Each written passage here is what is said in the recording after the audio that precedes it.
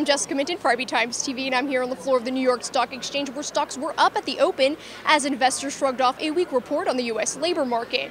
There continues to be uncertainty in the global markets ahead of the Greek elections on Sunday, as well as the G20 summit going on next week.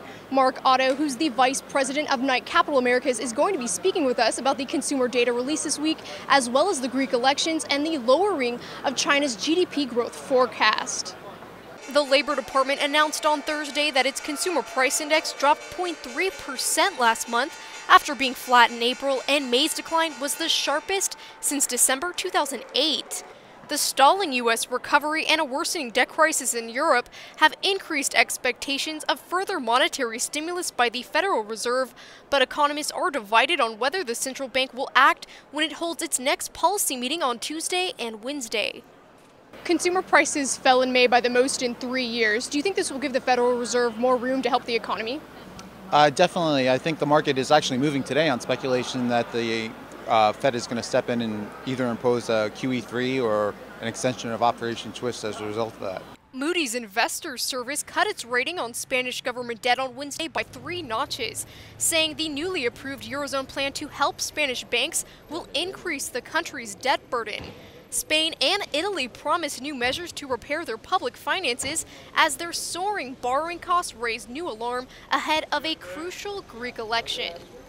Fitch downgraded Spain last week, and now Moody's has downgraded by 3 notches. How concerned are you that Spain's financing problems will spread to Italy? Well, Italy's economy is structurally in better shape than Spain's. However, Spain's 10-year sovereign debt yields hit 7.1% today.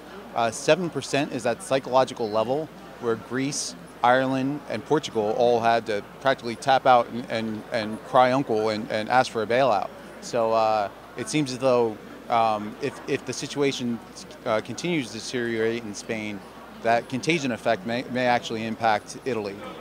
Italy's sovereign debt yields for 10-year yields are in and around the 6.5%, and if they should climb to 7%, that'll deteriorate their situation as well. U.S. stocks edged up on Thursday as optimism that Greece's conservative New Democracy Party, which has supported the country's bailout deal with international lenders, would usher in a government that would manage to keep the country in the Eurozone. Officials said that the Eurozone won't tear up the main targets of Greece's bailout no matter who wins Sunday's elections, but it might consider giving a new government in Athens some flexibility on how it reaches them. The Greek elections are coming up on Sunday. What potential impact could the outcome have on the global markets? Well, definitely all eyes are on the Greek elections. Actually, part of the reason the market's rallying today is there were secret polls that went on in Greece that, although they can't actually get on camera and tell you the outcome of them, it seems as though that the Conservative Party is leading in the polls, and the Conservative Party is actually pro-austerity. In that case, it's speculated that Greece would stay in the Eurozone. So the Athens Stock Exchange is up 10%, and the Greek ADRs are actually up over 30% today. So it definitely has a significant impact. Everyone is watching. If Greek were to leave the Eurozone, that contagion effect would spread across Europe.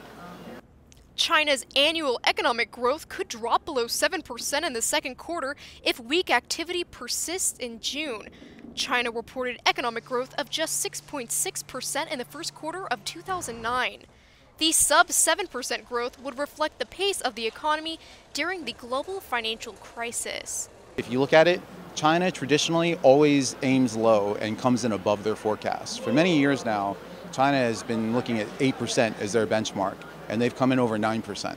So China's benchmark right now is 7.5% officially.